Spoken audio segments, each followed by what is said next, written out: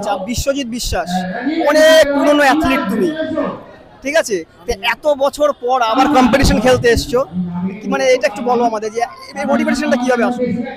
মোটিভেশনটা সত্যি কথা বলতে আমি এই 14 বছর পরে আবার গেম খেললাম। এটা তো বলছি তুমি অনেক পুরনো অ্যাথলিট। 14 বছর পর একটা সময় ছিল যে এখানে 55গুলোতে বিশ্বজিৎ বিশ্বাস নামা মানে অন্য ভালো ভালো অ্যাথলিটটা সরে যেত আমার গ্রুপ থেকে। সেখান থেকে আমি এই 70 মানে প্রায় 14 বছর পর নামলাম 70 কেজি গ্রুপে। আবার জানি না এখনো প্লেস কি হয়েছে, তবে একটা বেস্ট অ্যাওয়ার্ড দিয়েছে যে আমার পা বড়োর জন্য। তা আমার 41 বছর বয়স হয়ে গেল, সেখানে এসে আমি এই বাচ্চাদের সঙ্গে একটু লড়লাম।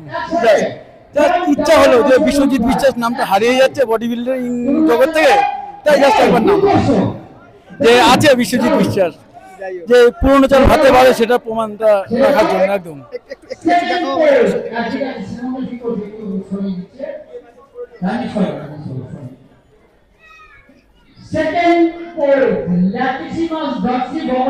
চোদ্দ বছর পর নেমেছে, কন্ডিশন দেখো।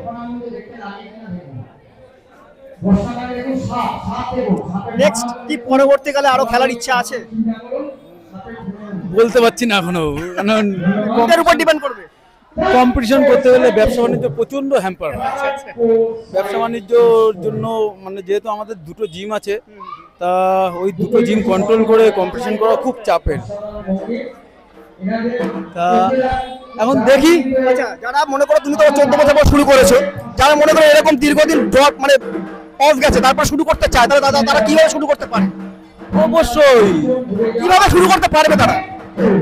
কেন শুরু করব না, ওয়ার্কআউট শুরু করে আপনি যে আমি কম্পিটিশনে নামবো, আমি 28 দিনে রেডি হলাম, 28 ডেজে আমি রেডি হলাম। মধ্যমগ্রামে সবাই আমাকে চেনে, বেশি না 20 থেকে 25 দিন আগে আমায় যে দেখেছে আজকে দেখে সে চিনতে পারছেন না। এটাই বিশ্বজিৎ বিশ্বাস, এটা 28 দিনের প্রিপারেশন। মোটামুটি টপ 5 এ তুমি রয়েছো। টপ 5 এ যত সময় টপ 3 তে আছি। আচ্ছা, টপ 5 এর এখনো ডিক্লেয়ার হয়নি। ডিক্লেয়ার হয়নি, আমার বিশ্বাস যে আমি 3 তে থাকবো। আচ্ছা আচ্ছা, চলো এতদিন পর 14 বছর পর নেমে মানে তুমি মানে থার্ড পজিশন পাচ্ছো। দারুণ, থ্যাংক ইউ।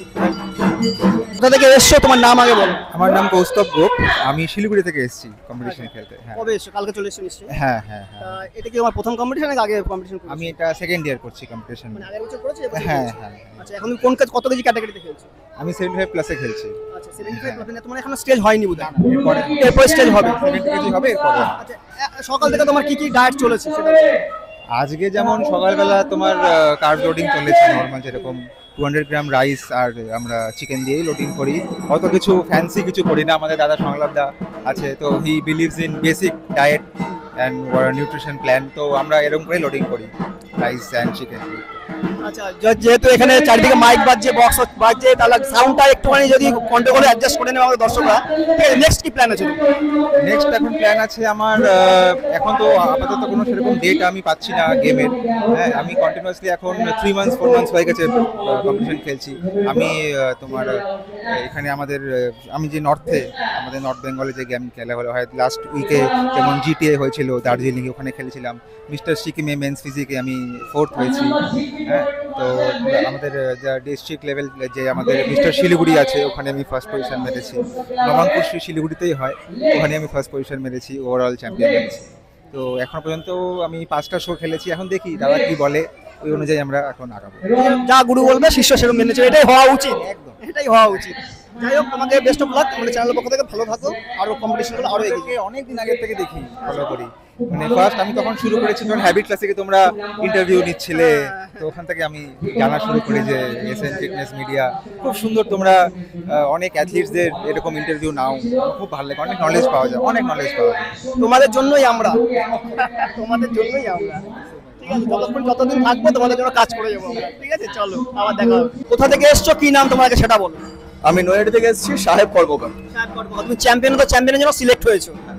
এটা তোমার কত নম্বর স্টেজ? ফার্স্ট স্টেজে প্রথম স্টেজ তোমার, তুমি চ্যাম্পিয়নের জন্য চলে গেছো। মানে কিভাবে, কতদিনে রেডি হয়েছে বা কবে থেকে তুমি? লাস্ট 3 মাস ধরে আমি প্রিপারেশন নিচ্ছি।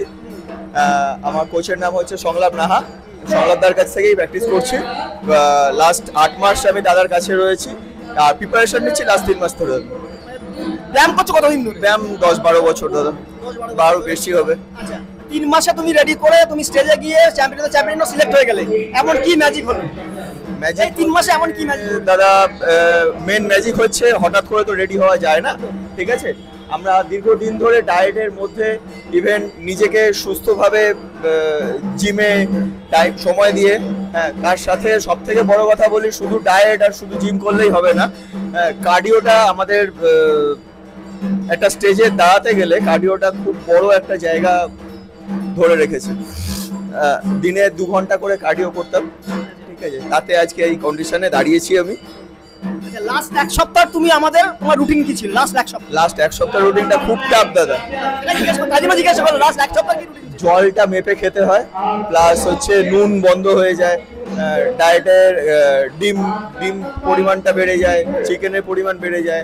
লাস্ট 2 দিন হচ্ছে শুধু ভাত খেতে হয়, কিছু থাকে না তাতে, একদম বিনা স্বাদের জিনিস খেতে হয়। বিস্বাদ জিনিস খেয়েও তারপরেও মনে হয় যে না, যখন কালারটা করে তখন মনে হয় না আমাকে ওই জায়গাটা দাঁড়াতে হবে।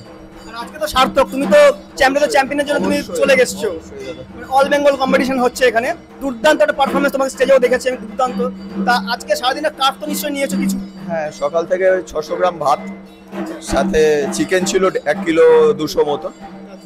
মোটামুটি 1 কিলো 200 চিকেন, মানে আজকে সারাদিনে তুমি 1 কিলো 200 চিকেন খেয়েছো, মানে 1200 চিকেন কিন্তু। আর তোমার 600 গ্রাম ভাত, রাইস, প্লেন সাদা রাইস। আর চিকেনে কি ছিল? কোনো নুন ঝাল কিছু ছিল? প্লেন। দর্শকরা একটু প্লেন চিকেন খেয়ে দেখা। চলো, অনেক কিছু বলে দাদা যে জিম করলেই চেহারা হয়ে যাবে, মেডিসিন মারলেই চেহারা হয়ে যাবে। তবে আমি যারা এরকম বলে থাকে তাদেরকে আমি বলি যে আসুক, আমি 1 বছর তার টোটাল খরচা টেনে দেবো, আমাকে চেহারা বানিয়ে দেখা। চলো, তুমি চ্যাম্পিয়ন যেন তোমার সিলেক্ট হয়ে গেছে, তোমার হয়তো ডাকবে এক্ষুনি, তোমাকে বেশিক্ষণ আটকাবো না। Thank you. তা এই ছিল এই বছরের ব্যাক স্টেজ 2025 মহাপঞ্চমী। সবাই পুজোয় ঘুরছে, কিন্তু আমরা পুজোয় না গিয়ে কম্পিটিশনে এসেছি তোমাদের জন্য, তোমাদের স্বার্থে। পুজোর পর ভিডিওটা আপলোড হয়ে যাবে, তোমরা দেখে নেবে। আবার দেখা হবে কোনো একটা নতুন এপিসোডে। ততক্ষণ সবাই ভালো থাকো এবং সুস্থ থাকো।